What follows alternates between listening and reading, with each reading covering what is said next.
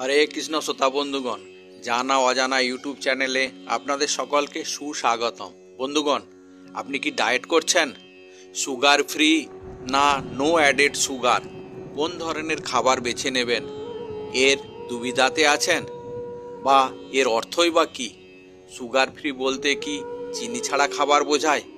তাহলে বন্ধুগণ, আসুন আজকের এই ভিডিওতে আমরা জেনে নিই সুগার ফ্রি কী, হালকা মিষ্টি বা কি, নো অ্যাডেড সুগার মানে কি, মিষ্টি ছাড়া বলতে কি বোঝায়, এছাড়া প্রাকৃতিকভাবে মিষ্টি কোন খাবারকে বোঝায়। তাহলে ভিডিওটি শেষ পর্যন্ত দেখুন।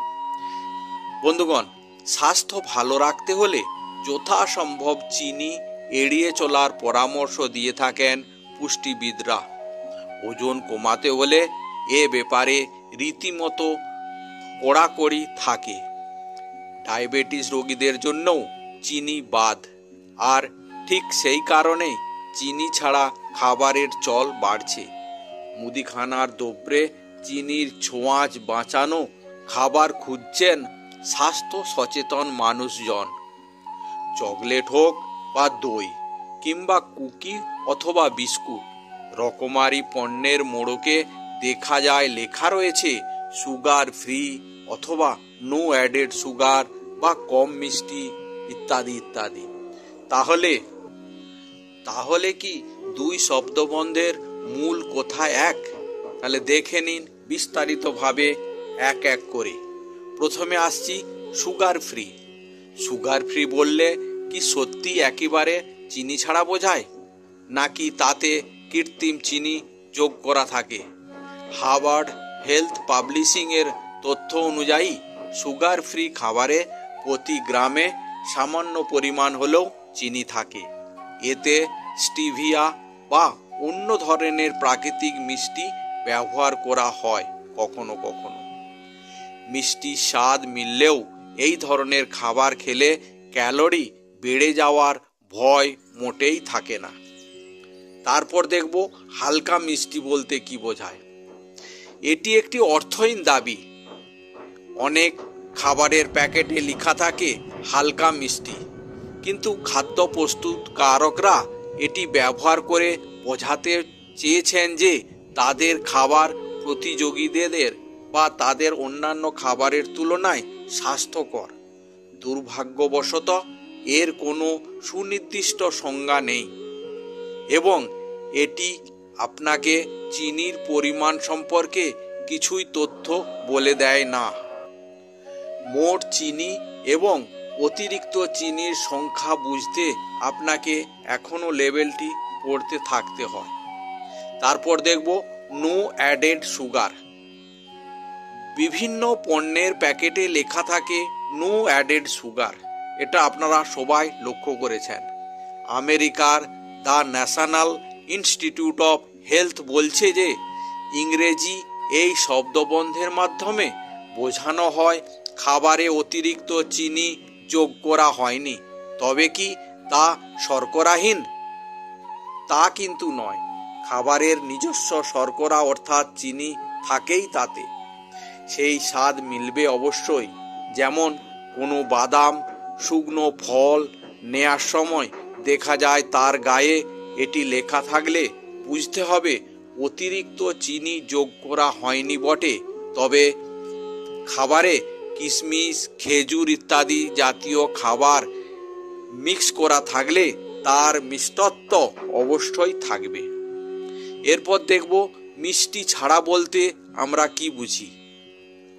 মিষ্টি ছাড়া মানে হলো এতে কোনো অতিরিক্ত চিনি বা কম ক্যালোরির মিষ্টি বা চিনির অ্যালকোহল নেই, তবে এতে প্রাকৃতিকভাবে পাওয়া চিনি অন্তর্ভুক্ত থাকতে পারে, যেমন দুধ এবং ফলের মধ্যে দেখতে পাওয়া যায়। যদি আপনি কৃত্রিম চিনি বাদ দিতে চান, তাহলে আপনার খাদ্য তালিকায় অতিরিক্ত চিনির পরিমাণ কমাতে হবে। তাহলে মিষ্টি ছাড়া খাবার একটি ভালো বিকল্প হয়ে উঠবে। সাধারণ মিষ্টি ছাড়া খাবারের মধ্যে রয়েছে বাদাম, মধু, আইসড টি এবং অ্যাপেল রস। এরপর দেখব প্রাকৃতিকভাবে মিষ্টি বলতে কি বোঝায়। প্রাকৃতিকভাবে মিষ্টি জাতীয় খাবার যেমন মধু, ম্যাপেল সিরাপ বা অ্যাগেভ দিয়ে মিষ্টি জাতীয় খাবার এবং কোনো আনুষ্ঠানিক এফডিএ এর পরিভাষা নেই। তবে যদি কম প্রক্রিয়াজাত মিষ্টি জাতীয় খাবার ব্যবহার করতে চান তবে এগুলি একটি ভালো বিকল্প হয়ে উঠতে পারে। তবে এর অর্থ এই নয় যে খাবারটিতে আসলে চিনির পরিমাণ কম।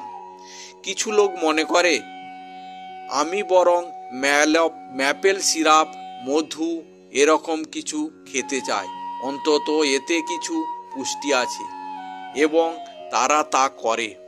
এটি অগত্যা প্রচুর পরিমাণের নয় এবং সামগ্রিকভাবে পুষ্টিতে পার্থক্য আনার জন্য এটি সম্ভবত যথেষ্ট নয়। তবে চিন্তা ভাবনা হলো, যদি আমি এটি মিষ্টি খেতে যাচ্ছি তবে কেন এমন কিছু খাবার খাবো না যা আরও প্রাকৃতিক এবং কম প্রক্রিয়াজাত। বন্ধুগণ, উপরের বক্তব্যগুলি থেকে এগুলি কি সব একই বিষয় মনে হলো? না, sugar free, no added sugar ইত্যাদি দুই ধরনের খাদ্যবস্তুই ডায়েটে খাওয়া যায়। তবে অনেকেই বলেন কৃত্রিম মিষ্টি ব্যবহার করা খাবার বেশি না খেতে। সেই দিক থেকে দেখতে হলে নো অ্যাডেড সুগার লেখা খাবারগুলি তুলনামূলকভাবে ভালো এবং পুষ্টিবিদরা এগুলি রিকমেন্ড করে থাকে। এতে উপাদানের স্বাভাবিক মিষ্টত্ব বজায় থাকে এবং আপনাদেরকে সুস্থ রাখে, আপনাদের স্বাস্থ্য ভালো রাখতে সাহায্য করে। তাহলে বন্ধুগণ, আজকের এই প্রতিবেদনটি আপনাদের কেমন লাগলো কমেন্টস করে জানাবেন। ভালো লাগলে লাইক করবেন এবং শেয়ার করবেন। আজকের ভিডিও এখানেই শেষ করছি। আবার দেখা হবে একটি নতুন এপিসোড নিয়ে। জয় হিন্দ, জয় ভারত।